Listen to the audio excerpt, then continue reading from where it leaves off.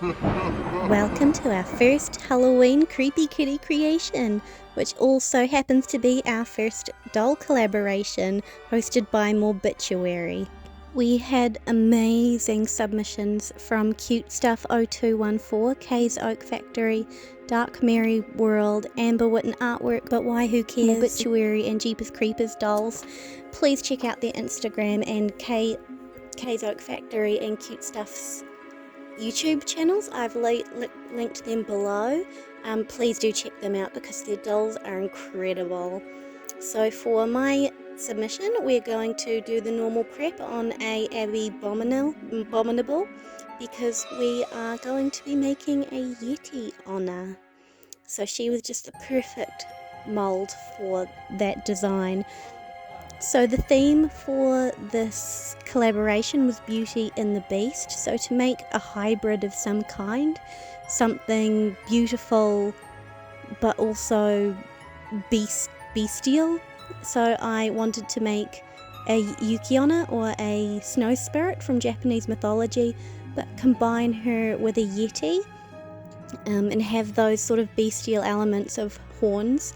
So even though I'm not very good at and I don't particularly enjoy sculpting, I decided to give her 4 horns and some long ears, which didn't go well at first. I'm using terracotta milliput, and as you can see the horns are too big, the proportions are completely off and it just wants to flake everywhere, so I end up just ripping that off before it's dried and starting again. Again with the terracotta, but I later get a different type of milliput, the silver grey, which was a lot easier to work with. So that's why they've gone from terracotta to white. I just went over them with that silver grey milliput as a first base to get some chunk to it before going over them later with a finer level and doing some greater detail. So next, the hardest part. When I think of a Yeti, I always think of really, really big feet. So I definitely wanted to sculpt her some new feet and give her those big, chunky toes, which involved sculpting them individually and then just trying to add them together, which was really hard to make them symmetrical and so that she could still stand properly. By the time I'm done, her feet weigh a ton.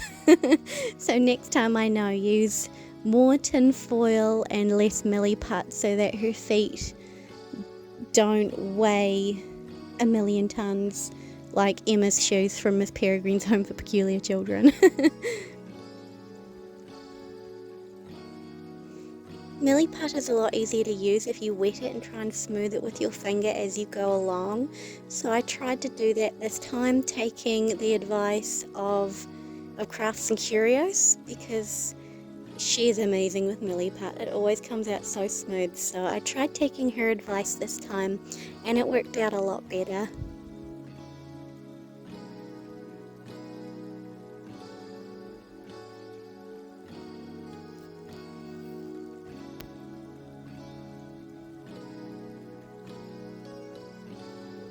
I was actually sitting with one of my feet up and using my own foot as a reference, and the more you look at feet and the more you try and sculpt them, you realise just how weird feet look. So now I'm making a second pass at the top horns with the silver grey milliput, which has a lot thicker consistency and was a lot easier to work with because it was more like polymer clay rather than flaky pastry. So I used a reference of demon horns that I've got clipped up above me, and just referencing that and trying to make them look like they're kind of part of the skin or the scalp. I knew early on that I wanted these ones to be smoother, shinier, compared to the ram's horns on the side of her head. Then I just go in with a sharp sculpting tool and just try and give some realistic foot wrinkles.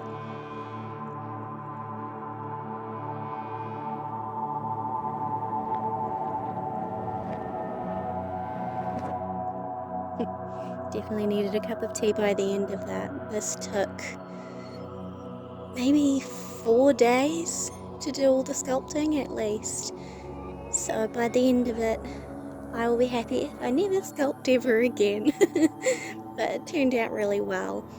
Following a few tutorials that I looked up, I used a silicone tool to make indents in the horns. Tried to make these as random as possible to make them look more realistic rather than too structured. So I'm just wet the silicone tool with a little bit of water so that it doesn't stick too much to the milli putt. So I let the milli putt half cure before doing this because otherwise it would be too soft. But then I didn't let it cure for too long so that it wouldn't get too hard. Maybe half an hour wait.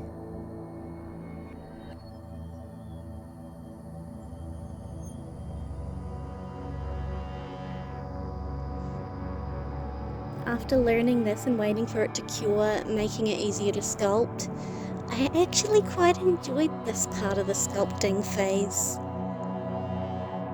which is a first for me. So that's the horns all done. I did her ears off camera just because I was trying to match her skin tone. So now we need to paint the feet. Start with the horns because I'm most excited to see how they turn out. I'm just using normal acrylics.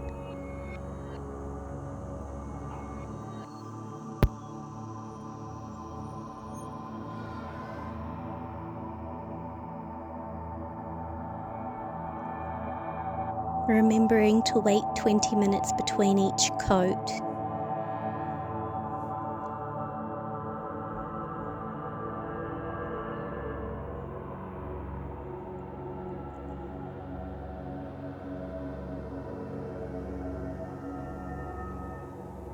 I wanted the feet to have a sort of gradient effect with her skin, so I actually did those grey instead of blue. Half of them will get covered by fur as well. I wanted the indented parts of the horns to be a little bit darker, so I will go over with a wash of darker brown, trying to get into those crevices, and I'll lighten it all up later with some dry brushing with lighter browns.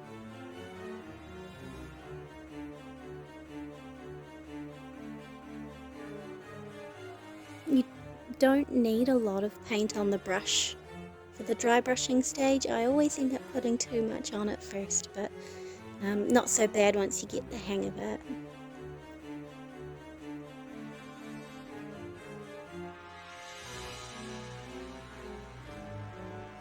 And same with the feet, I went in with a darker grey and then dry brush with a light grey and then white. I also did a water wash with some darker grey just to see how that would work. It came out pretty good. And some dry brushing on the tips of the black horns because I wanted them to kind of look like snow-topped mountains, since she does have that affinity with snowy mountains in the Himalayas. I really thought that that could add to her character.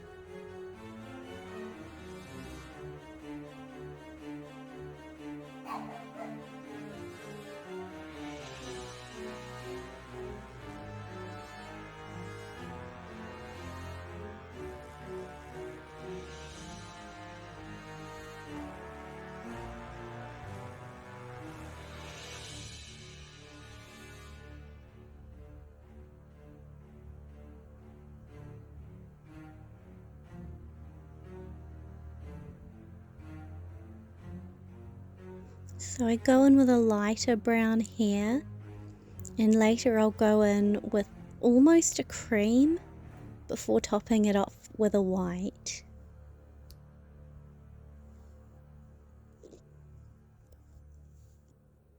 It looks so different from the other side.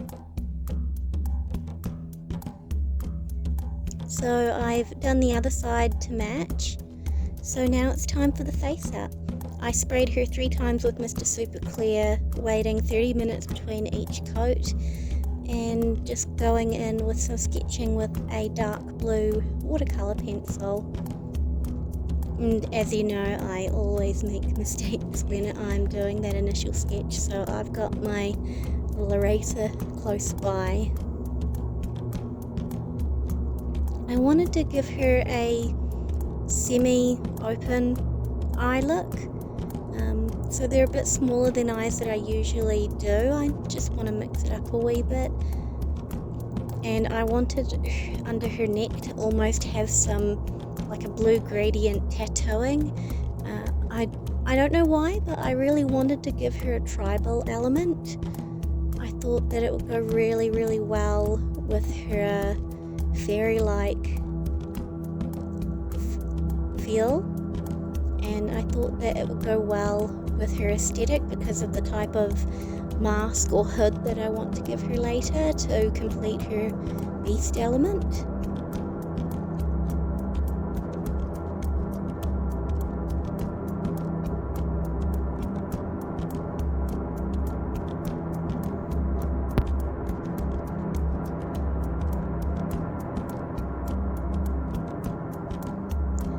When I was first learning how to do art in high school, one of my most favourite colour combinations was mixing blues, purples and pinks. It makes a sort of translucent light effect that I've always loved, so I really wanted to recreate that with her blushing. So we're starting off with the blues and giving her some lovely blue lips for a change. I feel like I've kind of been doing the same sort of thing recently, so I was really excited about trying something different.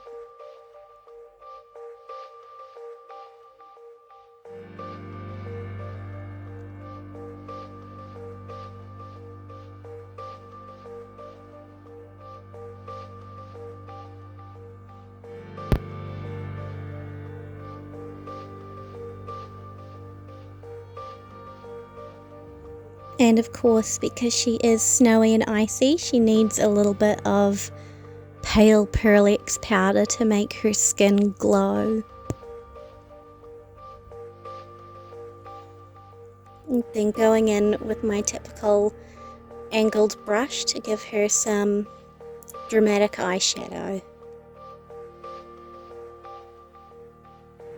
I always enjoy doing eyeshadow on dolls because it feels like doing my own makeup, which I love. It's so much fun, and it's even more fun doing it on a tiny scale where you can go really out there.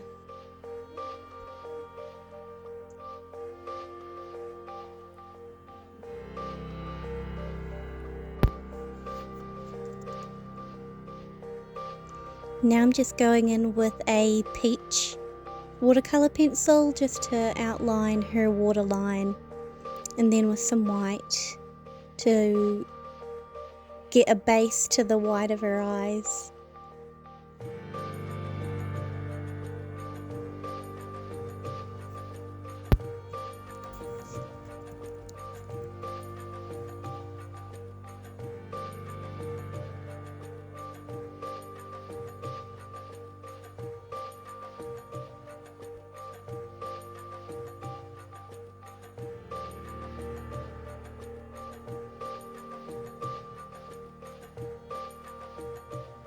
And of course it wouldn't be a creepy kitty creation if I didn't have white Pearl-X in the inner corner of the eye.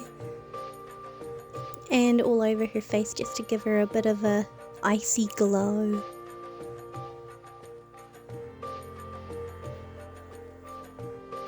And we're going in with her eyebrows. I'm giving her white hair, so I wanted to go in with white, even though I know it's gonna like completely disappear as soon as I spray her with Mr. Super Clear. So I just tried to put it on as thick as I could, and this first layer's actually worked really well. I could get a lot done just on this first layer than what I can usually do, so I was really impressed. But so her eyebrows don't disappear. I've just kind of gone in with a watercolor pencil to individualize the hairs first so that I can actually see where they are after I've sprayed them. Excuse the roll of duct tape, she was really hard to position with her horns, so I kind of needed to have her sit in it like a floaty tube to be able to get a good position for doing her face up.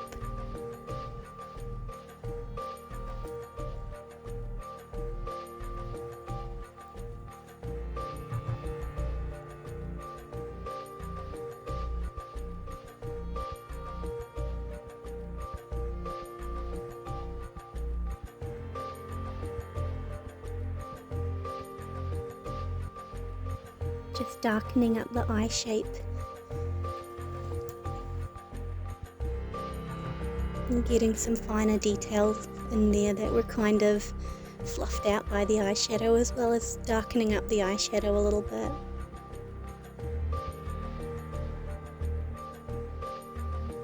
Does anyone else really just love Halloween?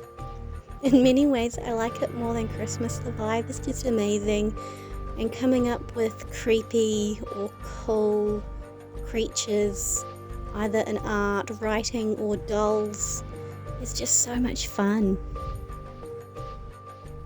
And I know it's a little late. I'm sorry about that. Just I was having issues, but let me know in the comments below how you like to spend Halloween, favourite movie, or maybe favourite costume if you go trick-or-treating or have Halloween parties. I'd love to hear how you celebrate it.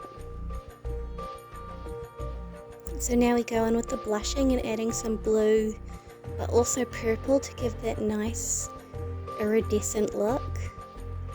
Blues, purples and pinks just go magically together.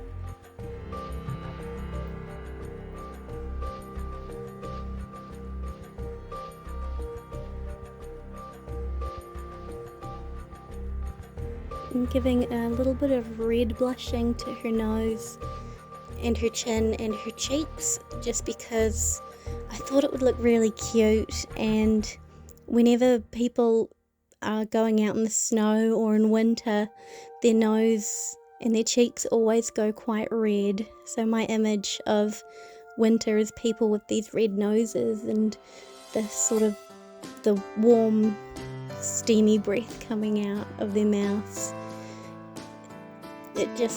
I think it's a really cute look. I know a lot of people hate it. I hate it on myself just because my nose gets so cold.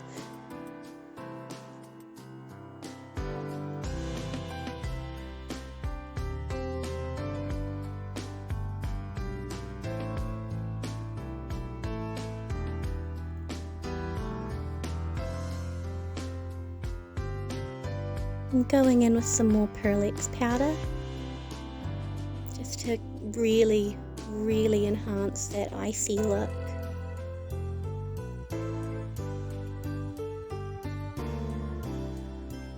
So now she's been sprayed with Mr. Super Clear and it's on to layer 2.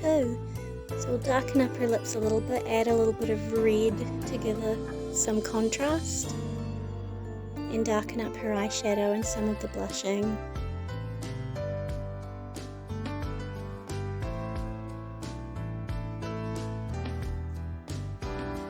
I really want to practice doing more of these sort of half-lidded, half-open eye looks. I've not really done them before, so I think I still need a lot of practice, because I think it's such a cute, whimsical look when I see other people do it. I don't know why, I just find it really hard.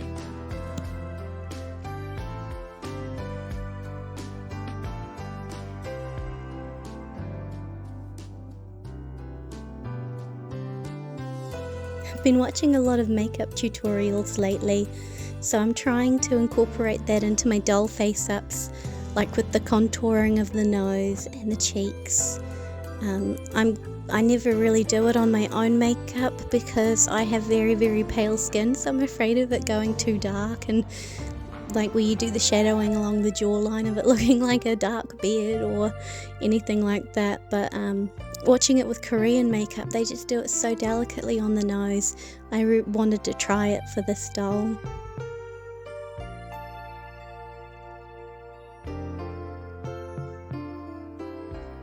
have rediscovered the wonders of white pan pastel. It just comes out so much more vibrant. I love it.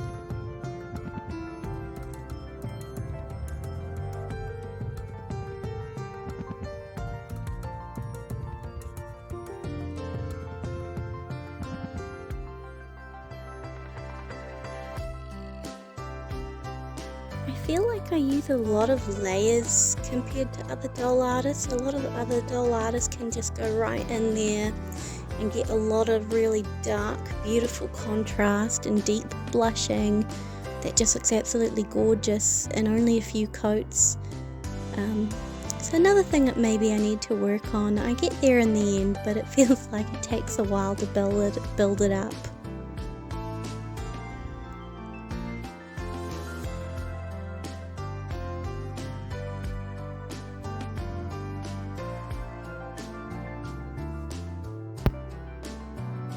Now going in with my teeny tiny paintbrush to do eye details like I usually do, usually with a lot of really small thin brush strokes to bring some variety in the iris, which I always go back in with the lights and then the darks, do some more thin lines, and then try and blend it out with some pastels before redefining them again.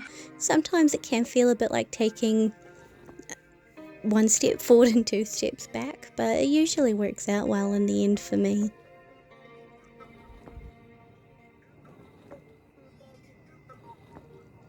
I was originally not going to give her any pupils and just have a really ethereal blank-eyed look, but it didn't look quite right, so I ended up giving her pupils. But I didn't want to go too dark with a black, so I went in with a blue instead. Or more of a turquoise, and again more Pearlix powder, and a spray of Mr. Super Clear before going in with some white pan pastel to almost make her eyes look a bit glassy, like ice or like frost, and then going back in with some more details.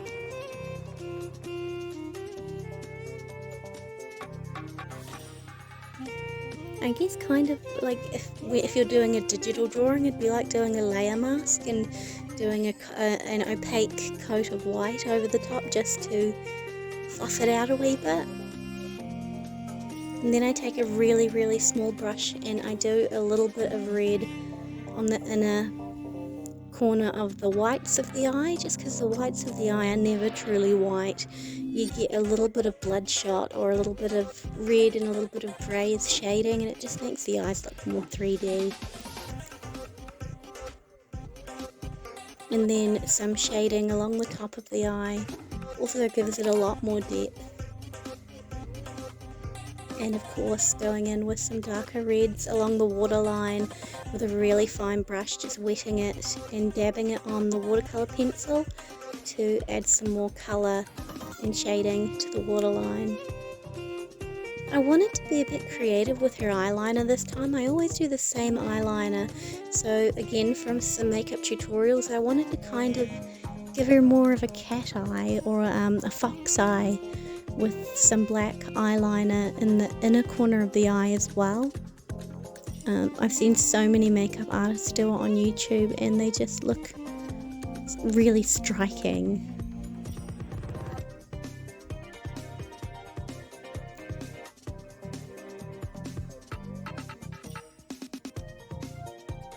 And just deepening those shadows at the top of the eye to give that 3D look.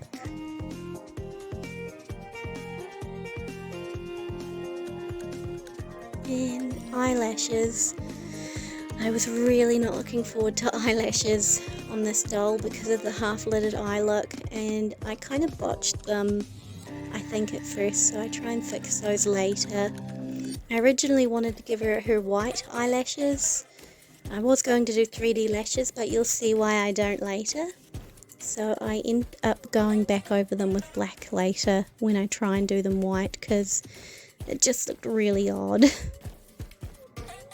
So live and learn.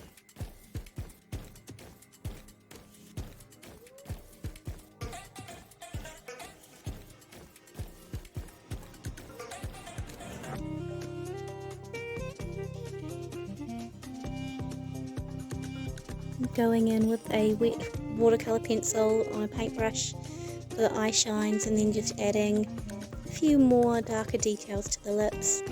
And here I'm going in with the white watercolour pencil that I end up hating. It just didn't look right. I couldn't see any of the eyeliner that I'd already done, and I hated it a lot. I really need to work on my eyelash game.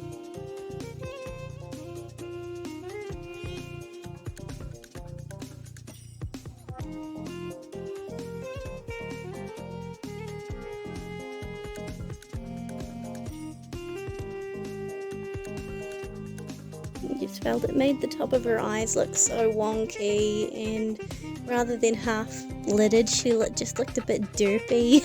So I fixed that later by going back over it with black. But because I wanted to give her that tribal element, I saw someone on Instagram, several people on Instagram actually, who had some beautiful makeup looks with tribal tattoos and face markings. So I wanted to incorporate that into her look. I've also seen them on several movies and they look beautiful.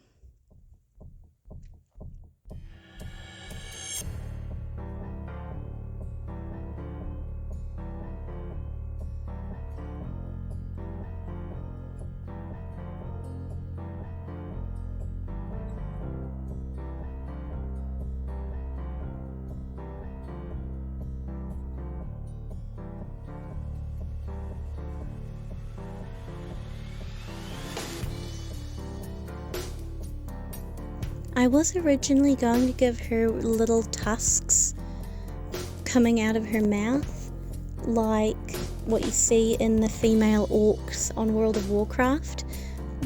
But by the time I did her tribal tattoos on her lips, I thought that it would look a wee bit crowded, and I don't know, I just thought it wouldn't look how I thought it would, so I ended up leaving them off.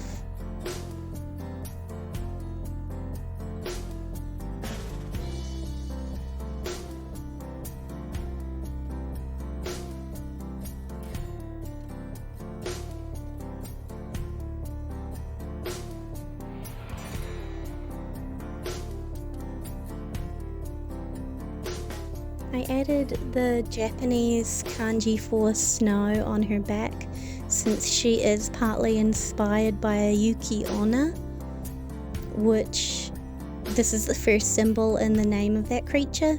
So I thought it would be really cute if she had that tattoo on her back as part of her tribal paint, and I don't know, maybe it could be the magical source of her snow powers or something.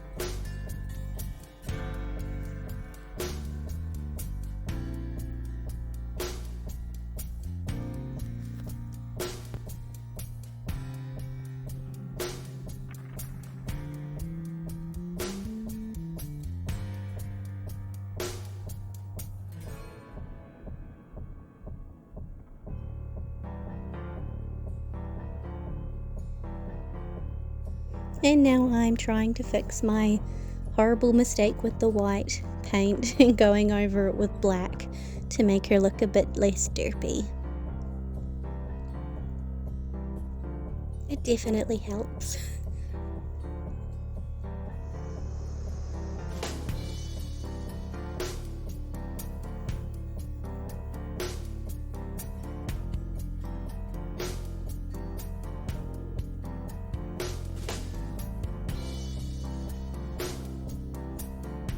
I'm just doing some final shading so that the tribal paint looks like it's got some shading before spraying with Mr. Super Clear. And now for the fun part, and the part that I always dread because I can't be trusted with glitter and caps. I always spill it everywhere. But you can't have ice without ice crystals, and I thought that it would look really sweet if we had the tips of her horns kind of like they were crusted in ice. So I go really overboard with the glitter on her horns, and I love it. So shiny.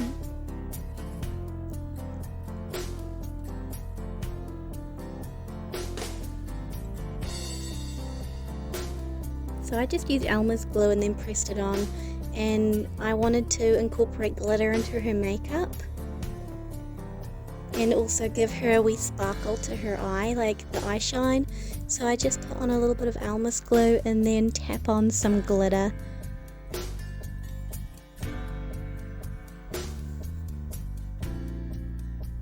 I'm so happy with how it came out.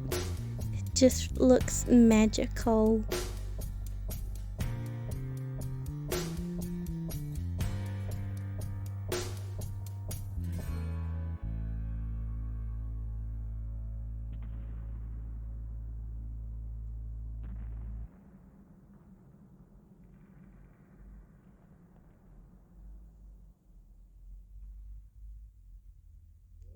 And if the tattoo on the back is the source of her powers, she needs to have some wee little ice glitters over there as well. So I add glue around the Japanese sign for snow.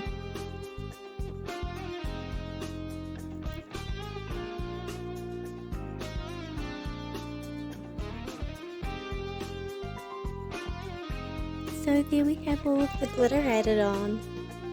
What do you think? Too much or just the right amount?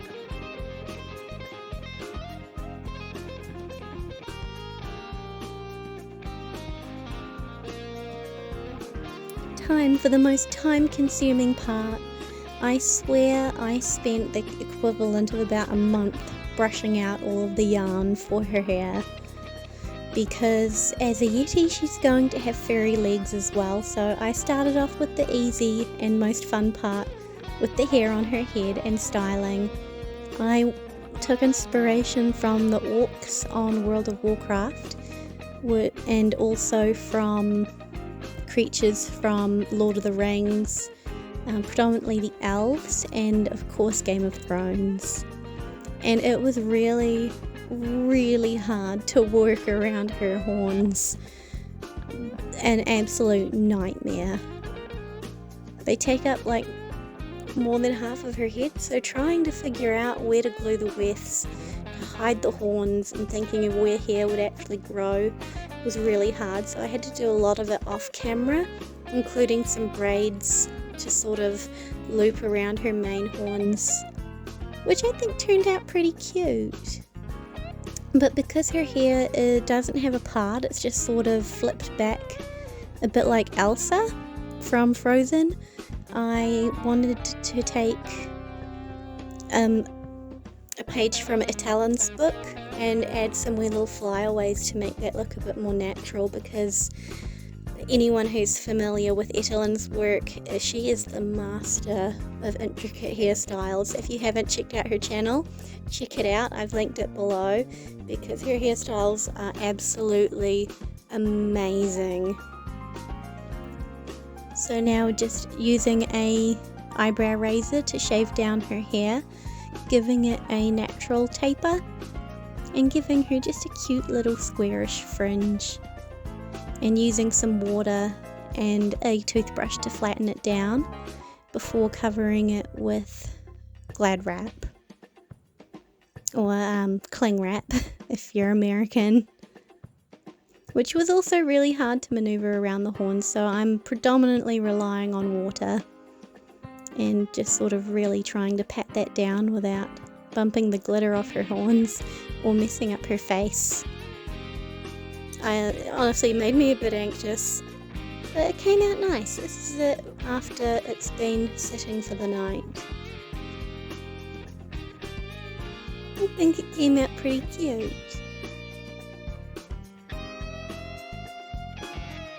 I was really happy when I found a two-toned wool that wasn't just white but also had some light and dark greys on it, because it just looks so much more natural.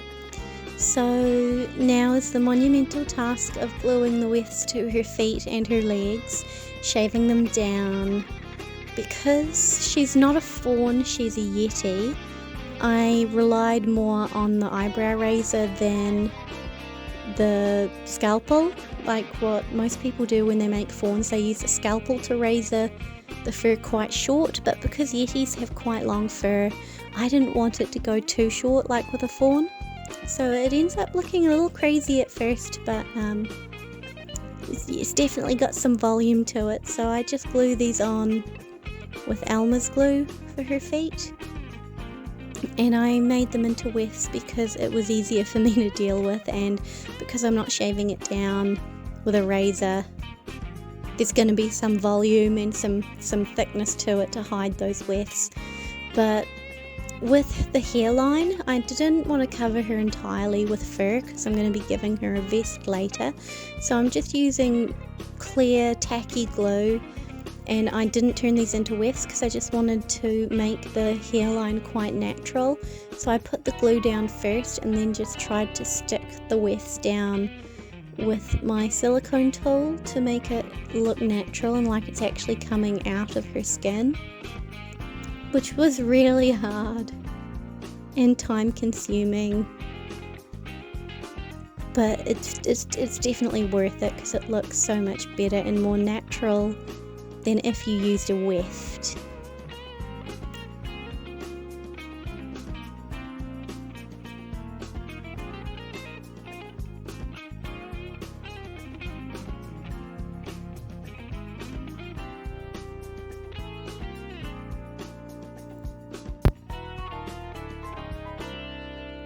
And try not to place it just in a straight line where you've cut the fur. Kind of giving it more of an uneven hairline will make it look more natural too.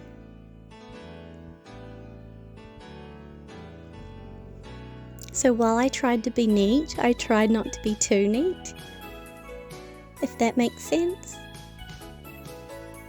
And I kind of wanted the fur going up her back, kind of like a silverback gorilla,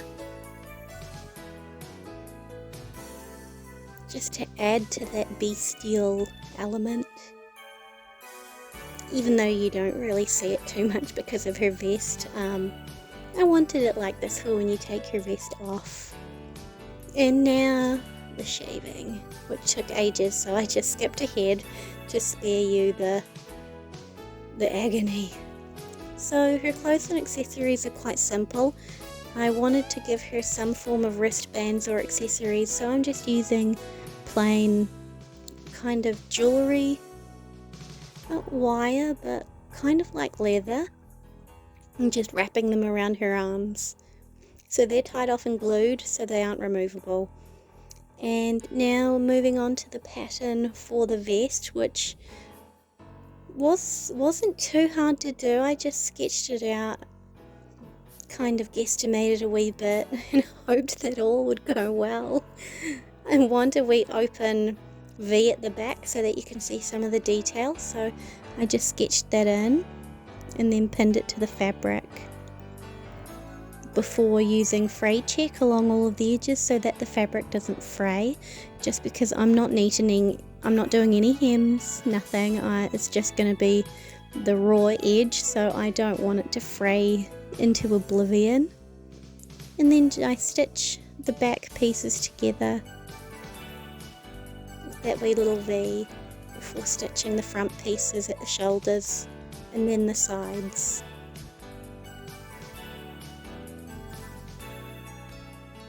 And testing it on my mannequin, who I have no idea who she is because her skin tone matches no Monster High.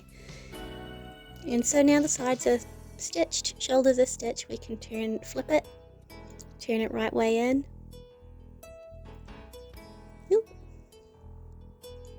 And it's kind of bland, so we're going to make it prettier by neatening the edges using this really pretty iridescent thread. It really looked like ice, so I wanted to incorporate it, so I'm just doing a blanket stitch around the edges.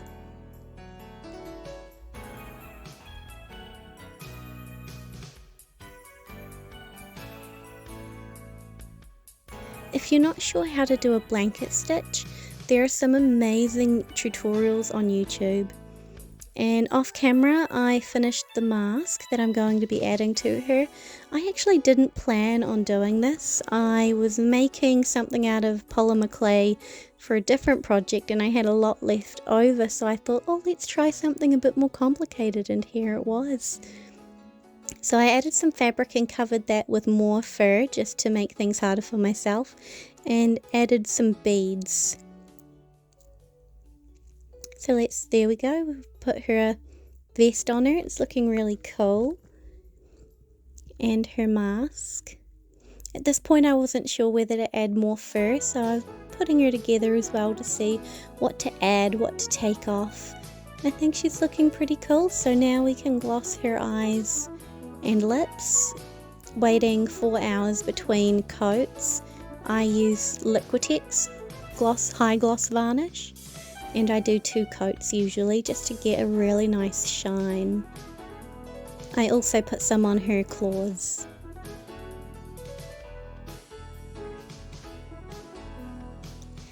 And I wanted to give her a custom stand because I had so much fun doing it for my Heartless. So I go about this pretty much the same way, using hot glue to give her a saddle stand because I was terrified of the normal Monster High stand scratching off all of her blushing. So I actually made this pretty early on because I didn't want to ruin that blushing. So just going through there with my hot glue and my silicone template just to get a nice straight edge. I'm not too worried about keeping it clean as far as lines because I want it to be rough like a mountain that will be covering in snow later, using some leftover flocking that I made from the yarn. So for this I'm just using normal PVA glue, putting a liberal amount on the stand, and that got really tedious, so I just pour it over because it would take forever. So we're just pouring that all over the stand and adding on our fake snow,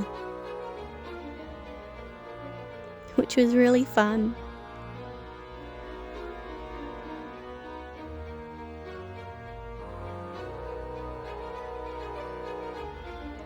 Wee safety note is it is best to wear a mask when you're cutting flocking or when you're putting it on. I didn't, and I swear I've still got flocking stuck up my nose, so safety first, wear a mask. And our Yeti-Onna is complete. Here she is on her stand, all finished in her beast form. If you liked the video, don't forget to give it a like. If you want to see more, please don't forget to subscribe. Thank you so much for watching. I hope you liked it. This was a fabulous collab to be part of. I really enjoyed it, and what a cool theme. I hope you liked it. Happy Halloween. Stay tuned for the next Halloween video. Bye!